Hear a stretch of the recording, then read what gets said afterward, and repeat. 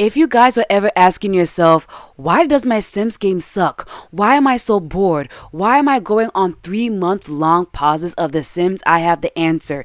Y'all don't know how to utilize mods and or The Sims 4 mechanics in order to make your game interesting. So in today's video, I'm gonna help y'all so your game does not suck anymore. So we are starting off with one of my favorite characters of all time. This right here is Princess Akira Masuda. If you guys have been watching my Heptarchy series, then you know all of the lore surrounding my girl, and because of the fact her lore is so spicy, so good, so interesting, I decided that I'm going to use her as the main example of the ways to spice up your game. Okay, so the first thing you're going to want to do is you need to go and open up CAS. CAS is really where we get to have fundamental, instrumental ways to edit our characters to be more spicy, be more interesting. So I'm going to use the MC Command Center and open up CAS. Okay, so as you can see, we have my girl Princess Akira right here. She's looking very gorgeous, very lovely. Okay, so the first tip that I have for you guys in order to make your Sims more juicy, more spicy, is to give them personalities. Give them personalities, and the main way I recommend that you guys do this is by utilizing the more traits in CAS mod, and I'm gonna show you. So obviously, as you guys can see, I just updated my game. So when I had to take out the more traits in CAS mod, I obviously had to remove stuff, but I'm gonna let you know what I'm gonna do. So this right here is Princess Akira, and her goal in life is to have a soulmate. She has a lot of relationship trauma because of her parents, so I'm going to change up her traits in order to represent that. She's romantic. She wants to find somebody, be in love with them, show them that she appreciates them, okay? That's why she has the romantic trait. She also has the loner trait because she has been quite isolated as a child and even as a teenager as she is. So I also have the more traits in CAS mod too, where there's just a ridiculous amount of traits for me to pick from. And so now I'm going to go through some of these traits and show y'all how I'm going to add more personality to her. So because of the fact that Princess Akira was raised in a very strict household, she didn't really have the freedom to do what she wanted up until now. I'm going to have her have the elegant trait, and that is also going to do a number to help her with her romantic aspirations. I'm saying that like she isn't married to Sato, but I'm also going to have her click envious. So the reason why Princess Akira is having all of the drama in my current plot is that she's jealous of her older brother Daichi, and it says envious. This sim always wishes to have whatever others have and gets mad seeing others' sim success or happiness. And I'm going to have Akira have this trait because she's extremely jealous of her brother Daichi. And so as you can see, I added so many different traits, so now she has way more personality than she would have if I just was playing with the two given traits that the Sims 4 team gives us. And I'm going to click on her spouse, Lord Sato Masuda, and we can also see his stuff, okay?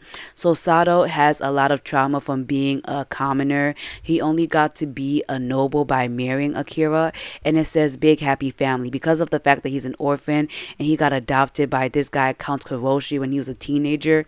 He wants to have a fulfilling family life that he wasn't able to have. So he's gentle and he's a gem bunny. And you see, that really isn't feeding into the idea of a plot that I have for him, right? So we're going to go through all of these traits, and I'm going to press cringe. It says cringe. Sims who are obnoxiously oblivious and oftentimes meet with polarizing reactions. Cringe Sims can be socially unaware of their surroundings at times, but have adorable enthusiasm for life. And I'm going to click this trait for him because I definitely feel like him coming from the commoner background and not really understanding all of the politics, he is going to be cringe in a lot of situations. Now let's see. I'm also going to give him the trait needs intimacy. These Sims only autonomously flirt with romantic interests with a good relationship. And now he has the traits gem bunny, cringe, needs intimacy, and gentle. So now it really expands his lore. And I feel like if you guys use the more traits in CAS mod, you can also expand the backstory and also give your Sims more personality. And that also helps with making your Sims more interesting. Another way to give your Sims more personality is to give them an archetype. I love playing with different archetypes because it literally lets me know my Sims better. Like I said, my girl Princess Akira is the second born. Well, she's the firstborn daughter, but she is the second child that came from her household, the Kumarebi household. And so she is a girl who wanted to be the empress, but due to her gender, she wasn't able to.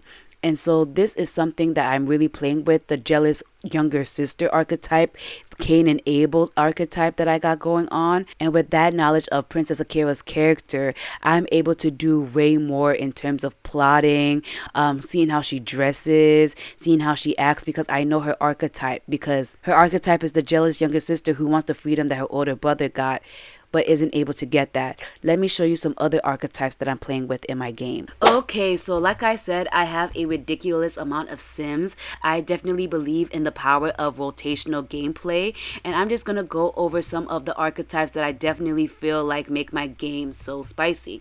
So I'm going to start off quickly with the Windenburg Royals.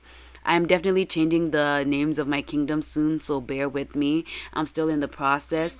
But this right here is Queen Alencia Rosen. Alencia is definitely somebody who I've been playing as a rich, highly privileged girl, and that definitely gives her character. She just had a baby, but she definitely has that archetype of spoiled and a little bit bratty.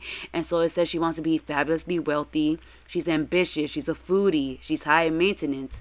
She should not have this. She should not have the bro aspiration. This one is more accurate. She's emotional and she's jealous. The reason why she has the jealous archetype is because she literally got cheated on. So she's extremely jealous. Now let's look at her husband. I'm kind of playing him as a simp, somebody who's obsessed with his wife. He's ambitious. He's an art lover. He's family oriented. He's the monarch, and he's also jealous. So this is what I'm talking about when I say you need to play with archetypes. Knowing the motivations that make up your characters, making knowing the archetypes that make up your characters definitely helps you decide what you want to do with them, how they will act, all this and that. The next family I want to show you guys is definitely another set of main characters in my game, and this is the Bahia Royals. They are the ruling family of Bavocada, also known as Brindleton Bay, and this right here is called Queen Melania. Melania is somebody who from a young age always wanted a matriarchy. So she has just been extremely strict on her daughter, the young Princess Maria, in order for her to be the heir. And so she is the archetype of the strict mother. Her traits are that she's a music lover, proper, family-oriented, monarch, and ambitious. And now that you know her backstory, all of those traits with the More Traits mod has really expanded her lore and also helps her to act the way I want her to act while I'm playing. And so as you can see, my girl Maria is missing a bunch of traits because I took out the More Traits in cast mod when I needed to update it. So she wants to find her soulmate, the same thing as her best friend Akira. So she's romantic, she's creative, but like I said, Maria has a lot of trauma from having all of this pressure put on her mom. So I'm actually going to fix her traits in here and let y'all see how her character is in game. Okay, so I have officially loaded into the game, and as you can see, my girl Maria is just consistently always sad.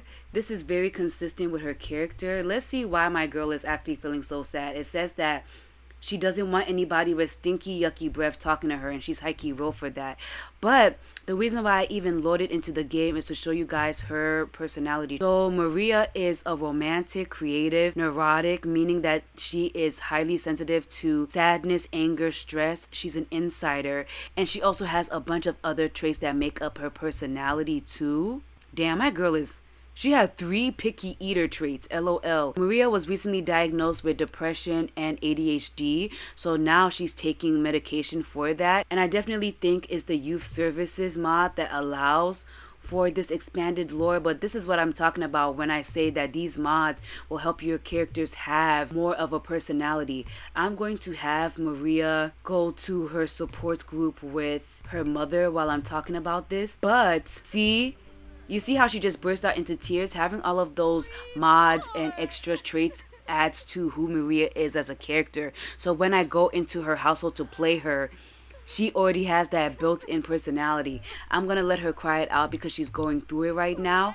But you guys can also look into getting Zodiac mods. I know those have very strict archetypes that will definitely be beneficial in helping y'all flesh out your characters, but the world is your oyster. But look into definitely getting more lore for your characters, okay?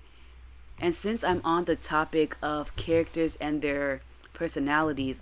Another thing that makes my game super spicy that I love is having a backstory for my Sims. I'm gonna stay with Princess Maria and her family, the Bahias, but they got so much lore. So follow my main series for sure to really get the tea. But my characters are actual victims. Whenever I tell my friends about my Sims lore, they always say this. Maria has gone through a lot, and we're just going to go through some of her memory panels, this, that, and the fourth, and I'm gonna expand. So Maria just came back from therapy and it said that she felt really, really good about everything.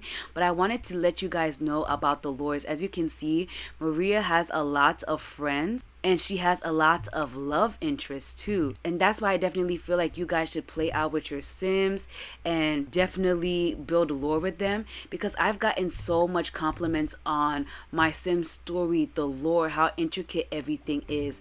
And so Maria definitely has mommy issues from all of the high expectations of her mom, and her mother Christina, she's way lighter and more lenient on Maria because of all of the mental issues that Maria has gone through because of her wife Melania. So I'm going to have a quick summarization session.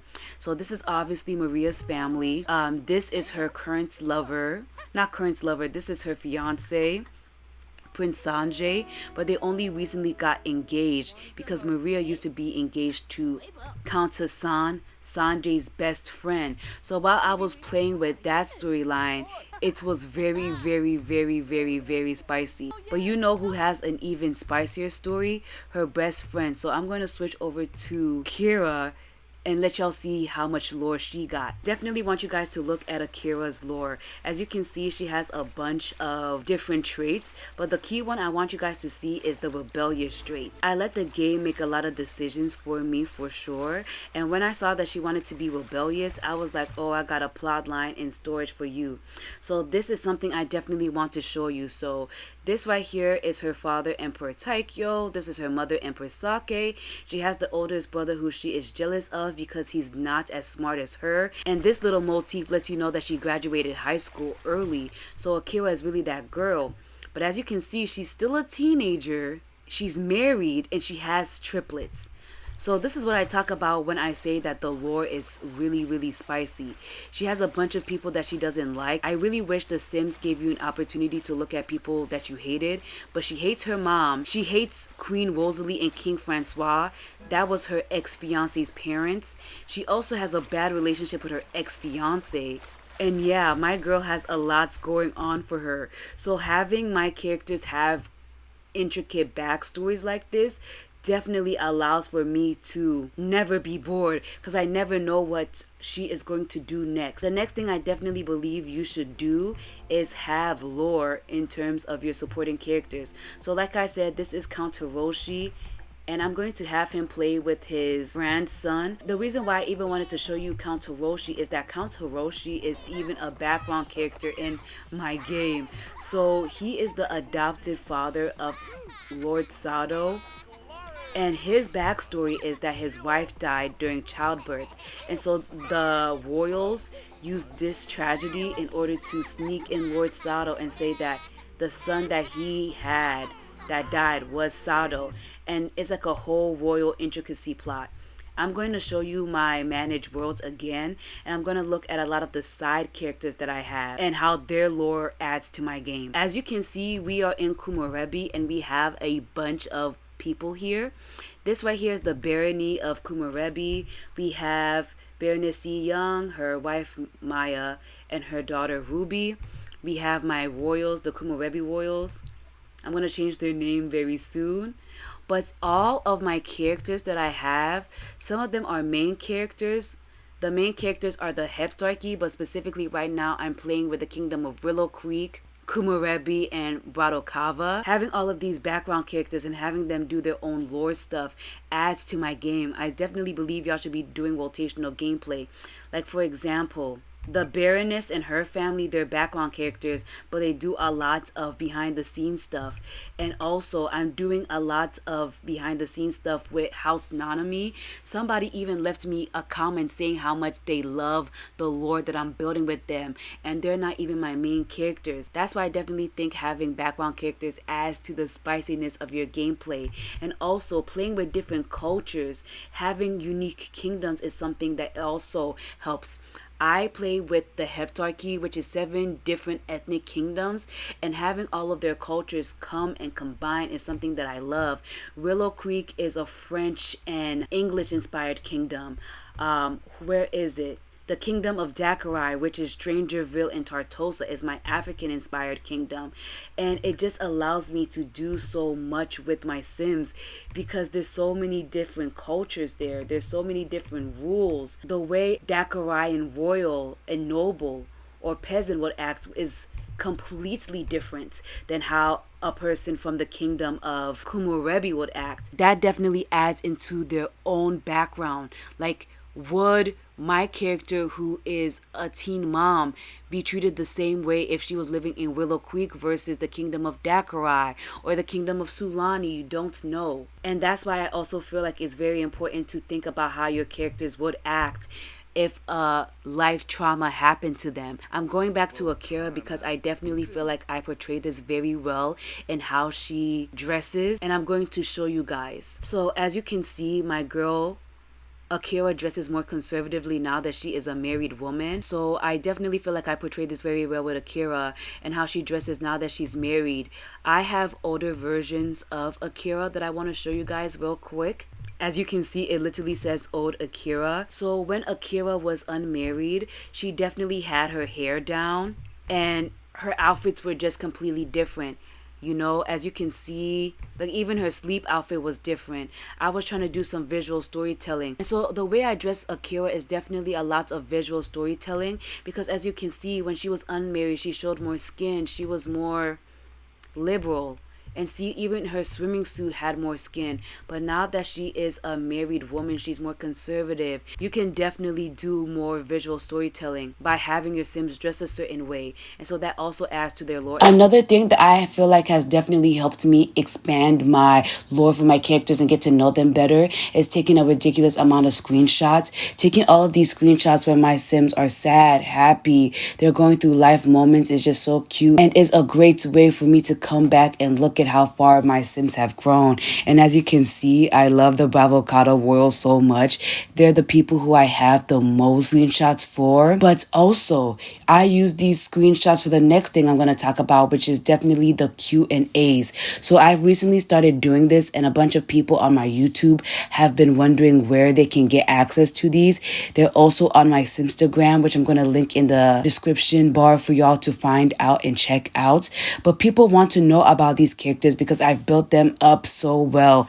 And as you can see, I have a bunch of different characters that I'm doing my Q&As for. So when you build up your Sims like this, people want to get to know them. They ask you questions that you would have never thought of yourself, and those questions help expand the lore of your own Sims because now you got to think about what is their favorite color. Do people think that they're a villain? All that kind of stuff really helps to grow your ideation of what your character can be. Another thing that I've personally been doing to help me know my characters is creating theme songs for them or connecting them to songs, and let me show you guys some examples. Tell your baby that I'm your baby. As you can see, my girl Akira is a very sad girl. She has a lot of mommy issues, but let me show you guys more gameplay tips. So a very good way that you can add drama and unpredictability to your game is definitely using chance. Recently, I found this from somebody on my Simstagram, but this is called the Sims 4 World of Drama. And as you can see, there is a billion things to spice up your game. And I'm just going to do an example of hitting it once and see what it is suggesting that we do for drama. So as you guys see, it says that we should do a career change. Okay, we can spin it again And it also says that we should foster a kid. A lot of the ones that I'm spinning are very cute and very demure, but there's some wild stuff that is happening on this chart. For example, drown your spouse in a pool. That is going to be so wild, and it's definitely going to change the trajectory of your game and always keep people on their toes if you use stuff like this. If all of this is overwhelming you, I also recommend a coin flip. Coin flips are really good when you have two options and you don't know what to choose between them. I use this one a lot. I just go on Google, look up coin flip, make whatever I want heads, whatever the other option is tails. I let them choose for me. I have no idea why it keeps doing tails. Okay. It can also do heads. I wanted to make sure. But as you can see, it's really good in deciding how to choose between one answer or another. Something that I also like to do is called roll dice. I've learned this recently from D&D. So if you have a list of spicy things, just this kind of works as well as the spinner does. But if you have a list of things for like a legacy challenge, you can just roll the dice and then select the things off of your own personal list. Another thing that I found to be extremely helpful is using challenges. So this right here is called the Sims 4 Legacy Challenge. And as you can see, it has a bunch of different rules, this, that, and the fourth. And so if you don't know where to start, this is a good place to look too. Recently, one of my favorite YouTubers, Mira Ray, has released her own version of a legacy challenge called the Royalty Challenge. You can watch her YouTube video about that.